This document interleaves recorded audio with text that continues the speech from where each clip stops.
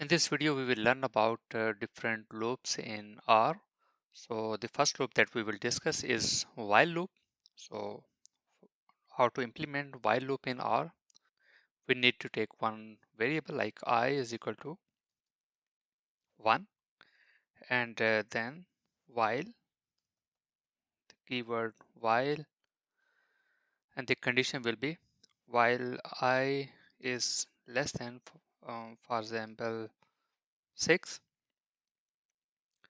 and then we need to print the value of I, and after this we have to apply one condition that break the while loop.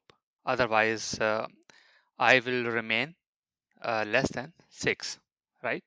The condition will be I is equal to I plus 1. When the loop will run first time, it will increment the value of I, like first the value of I is 1, then 2, 3, 4, 5, 6, and when the value will be 6, it will be breakout. So let's try to execute. Control enter, and here you can see we are getting 1 2 3 4 5.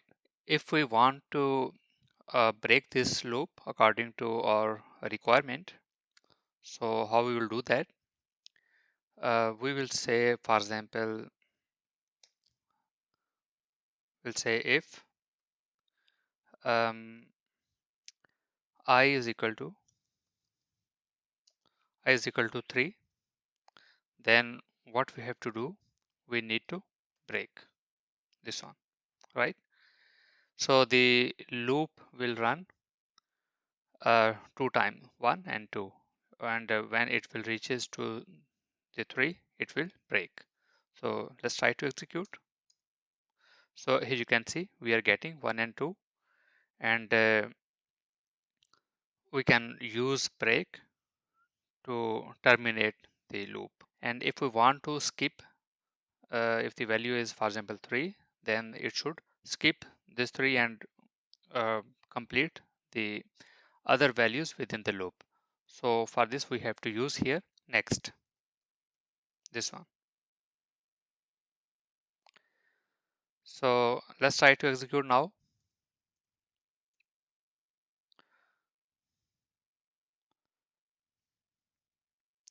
See, we are getting 1 2 3 4 and 5.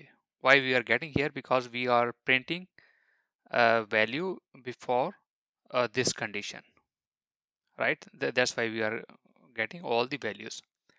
So for this, if we want to skip the value of I is equal to 3, then what we have to do now, we need to take this print statement from here, and this is the block for the if condition, and then we need to go out of the block of if, and then we need to print, then we need to write print here. So now the print is under the block of while loop, right? So now let's try to execute. So here you can see we are getting 2 4 5 and 6. If we want to print 1, then we need to write here 0, right? Because the 0 plus 1 is equal to 1. So let's try to execute now. So here you can see 1 2 and 4 5 6, because the 3 is skipped. So the end of the loop is for loop. Let's try to implement the for loop.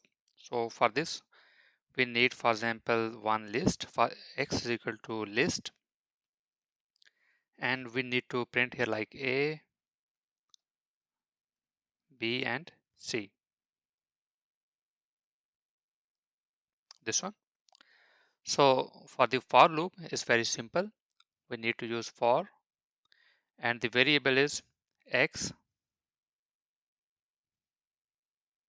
You can use here, for example, I in, so the vector is list, that is x, and then we need to print the values, print I, this one, That's all. So let's try to execute. So here you can see we are getting A, B, C. The break and next is as it is, as we have seen in the while loop. So if we want to break, so what we have to do now, we need to use here if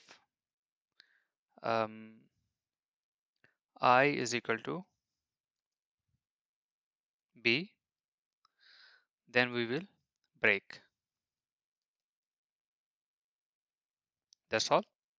So now let's try to execute. So here you can see we are getting now only A. And if we want to skip, so we have to use here next, this one. And now the B will be skipped and we will get A and C. So let's try to execute. So here you can see we are getting A and C. We can also implement nested for loop. So for this, let's try to um, take one list. For example, L1 is equal to a list, and here we can write, for example, red and big. The other one is, for example, tasty.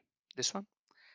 And the second list is L2 is equal to list. First is apple, and the second one is cherry, and the third one is orange. This one, right? And so how we can implement the nested for loop? So for and I in vector. So the vector is L1, this one.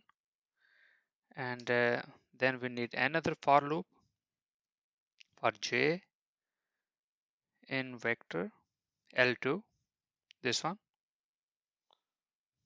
And then we need to print values here. Print. And for the concatenation of values from both the list, we need to use one function paste. And the first one is I, and the other one is the j. That's all. So when it will run, it first the first for loop will run. For example, I, the value will be red, and against this value, the second loop for list 2 will run for all the values like red apple, red cherry, red orange.